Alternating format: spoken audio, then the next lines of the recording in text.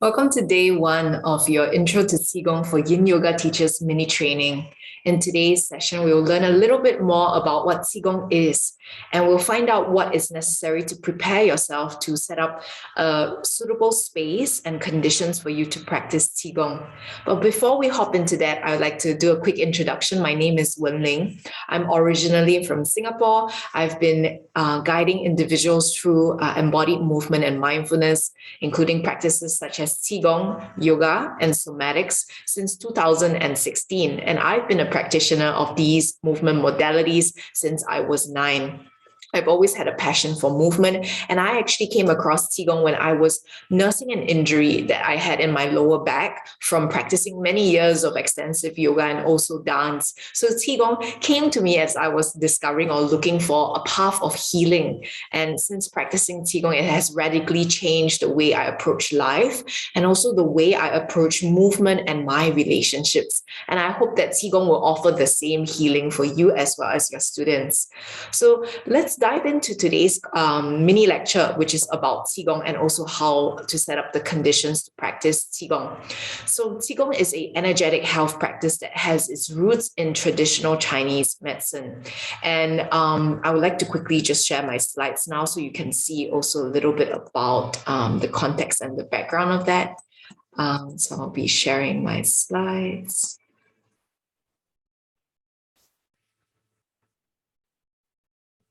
So here you can see a little bit of a background on myself. I've been teaching yoga and Qigong since 2016, and I've founded various different communities, including the art of teaching yoga.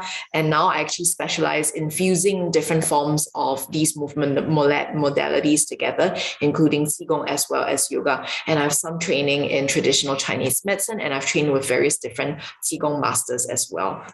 So for Qigong, just now, as I mentioned from before, the Qi part actually means this idea of internal life force, this cultivation, and this inside energy that is within you. And Gong actually means the practice. It means the work that is involved. It means this idea of continuous process and progress, and this idea of cultivation.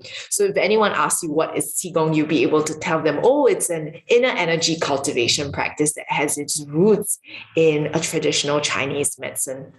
And I'll stop sharing my slides here for a moment and give you a little bit of context. Qigong was actually derived as a set of various different longevity cultivation practices that had its origin thousands of years before in China. And it's actually began as a way to seek transcendence of our human existence. So the shamans who were practicing what was called Dao Yin, which is a very early form of Qigong, actually wanted to practice these so that they could transcend their human existence. And now I don't know if we'll be able to transcend our human existence. Probably not.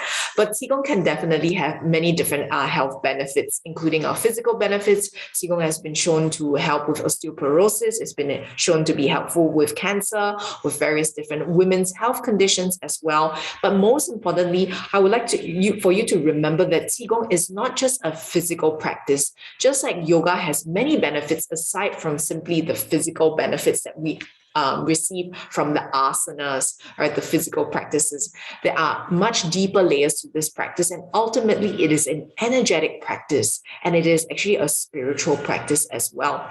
And we'll dive into this later on in some of the later lectures on the 3 levels of existence. So now, to prepare you to enter into this training course, you're probably wondering, how should I practice? Is there a suitable time of the day to practice? What clothing should I wear? What setup do I need? And I'll answer all these questions right now. So what is suitable is to have at least 1 arm's distance, left and right, front and back. It doesn't require a very big space. For Qigong practice, what I find helpful is if you are practicing at home and if you have a floor or a ground, let me adjust my camera so that you can see the floor that is behind me. I have a marble floor behind me and it is quite cold. And on the base of your feet, there is an important acupressure point called the kidney 1 meridian point, or your Yongquan. For those of you who are familiar with acupressure. So we want to avoid any coldness or a draft or bad energy from actually entering the body if you are practicing barefoot. So if you do have a marble floor, I highly encourage you to either wear footwear or you can practice with a yoga mat, as I like to do so, to avoid the cold from entering from the feet. If you are practicing outdoors, you can do so barefoot if that is comfortable for you. That is the practice of earthing and connecting with the soil, with the yin energy of the earth.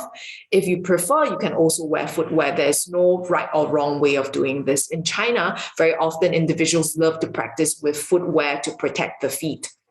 Now, in Europe, I see many people going barefoot to connect with the ions from the earth, and that is another practice that might resonate with you. To answer the question as to which part of the day would be best to practice Qigong, now that depends on you. All the mini practices within this specific training are between 5 to 10 minutes, 5 to 15 minutes long, and the last one is about 20 minutes long. And I would say the best time is the time when you have the time to practice it. And some practices are more upregulating. For example, tapping. Qigong tapping is energizing.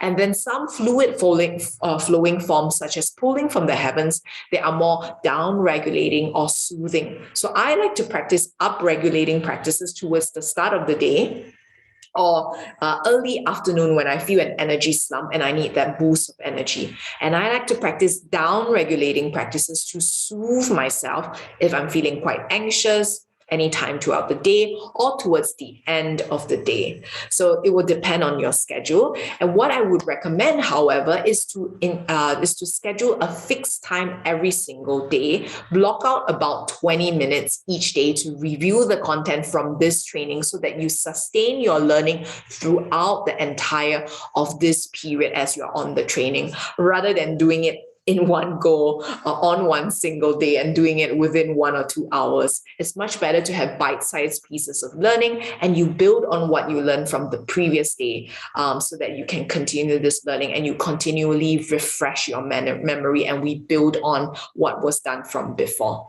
So I hope this video was helpful for you and you have a quick introduction to what Qigong is and how to prepare yourself. One last quick point, if any of you are pregnant, if you are menstruating, if you recently had an injury, or if you're recovering from COVID, or if you had an operation, then please move at the pace that works for you. Everything that I offer within this training is an invitation, and you are welcome to reject this invitation or to accept this invitation.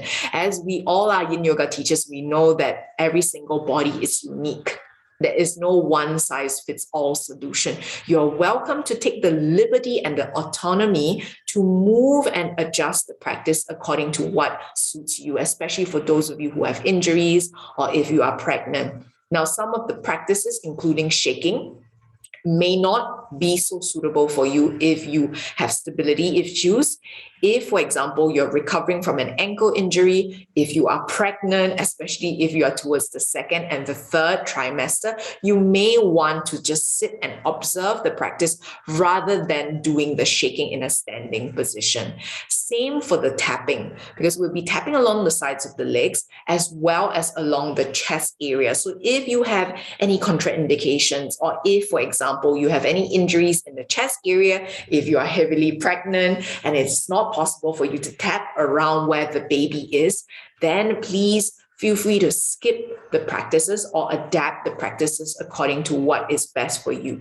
I find that for individuals who are pregnant or have injuries around the area, there are still many different practices within Qigong, including pulling from the heavens, including the short meditation with your palms over your lower dantian or your energy center, that are still very beneficial and healing for you. So the point is not to adapt your schedule according to Qigong or yourself according to Qigong, but to find the bits and pieces that resonate the most with you. And think of this training course as a buffet. So you pick and choose a little bit and you have a taste of all these different practices, a little bit of the background, a little bit of the theory. And then from after the end of the training, you will know, oh, this resonates the most with me. Oh, I might include this part into my existing classes or into my existing personal practice.